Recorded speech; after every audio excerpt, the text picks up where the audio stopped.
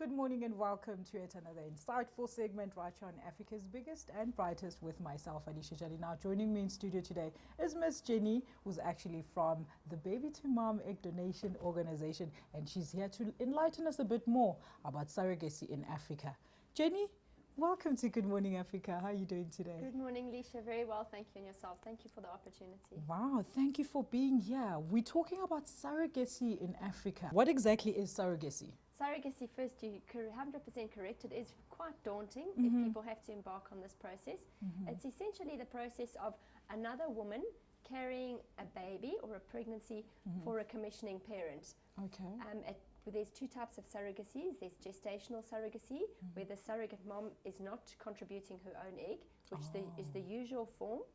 And then the other concept is a traditional surrogacy, where she's also contributing her eggs, which is her genetic material. Oh, okay. But that's more of a discouraged type of surrogacy because there's a lot more legal concerns and obviously emotional bonding if she's carrying her own genes. Okay, now, wombs for rent. Please explain that term, Jenny. That is more of a magazine term because it doesn't happen. Yeah. And especially in South Africa, wombs for rent is a forbidden concept because a surrogate mom is allowed to come forward and do this process provided it's for altruistic reasons. Okay. So surrogate mothers may not be paid for being a surrogate. They can be reimbursed for expenses that are legitimately incurred in the process of becoming pregnant for someone else. Okay. But they can't be paid for this concept.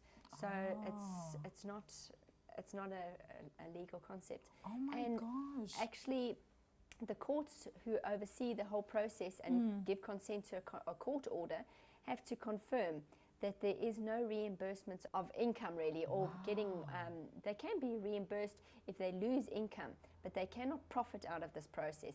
And if the courts get any wind of a surrogate mother profiteering out of this process, they won't grant a court order.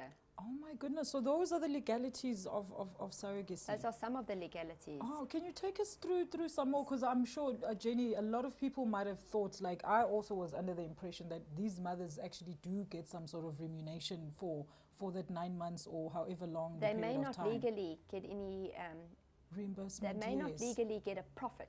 They can be reimbursed for loss of income, petrol, medical expenses, any costs that are associated with the pregnancy. Okay, so but one has to volunteer now, is that what you're saying? You have to volunteer to do this. It has to be a gesture of good faith. It has to be altruistic. Surrogacy is very strictly and carefully guarded in the world, and there's lots of different aspects about when this is allowed. In some countries, surrogacy is strictly forbidden. Yeah. So we're quite fortunate that it is still allowed, albeit for altruistic reasons.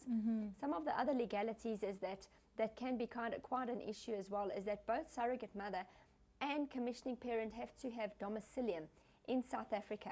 Okay. In the other countries in Africa, there aren't specific guidelines or legalities on surrogacy, which leaves the process open to uncertainty. Yeah. So if two parties engage in such a relationship, when the child is born without an absolute contractual guidance, we're not certain where the process is or who has legal rights and responsibilities of this child.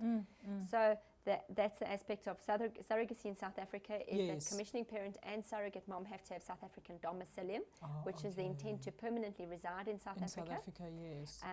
Other legalities include that there must be a medical requirement for a commissioning parent to embark on this process. So and this situation needs to be irreversible. Okay. Now, Jenny, how long would this whole screening process up until the baby's delivered and you have it in your arms, how long would that usually take? The surrogacy processes of obtaining court orders have actually been quite extensive. Sometimes they can happen in a couple of weeks, and we've seen the best case scenario where it can take maybe 2 months. But I've also seen cases where it's taking a year and a half. Why? What would be the faltering causes there? The causes and concerns are sometimes the courts send back the application for further requirements, for further documentation, okay. So it keeps for going further back and evidence. forth. The court can potentially delay a court date, and these processes are out of the hands of the parties involved. Wow. So you might not just literally be there for the 9 months with the baby being Not at pregnant all.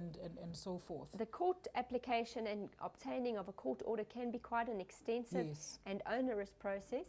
In addition to that, once, if you are fortunate enough to get a speedy court order, it can take a while for commissioning parent to become pregnant. They may not conceive on the first attempt, or for the surrogate mom to conceive. Can be a couple of attempts. Wow. And that's why this relationship really needs to be more than a contractual agreement. It needs to be tightly knit, and there needs to be full consensus between the parties that they are doing this for the right intentions and that they are committed to one another. I always say to people embarking on this route that a surrogate relationship is probably the next most intimate one, other than the one you have with your life partner. No, definitely. Even that if it's makes for sense. a short period, because it's so intimate, it's so personal.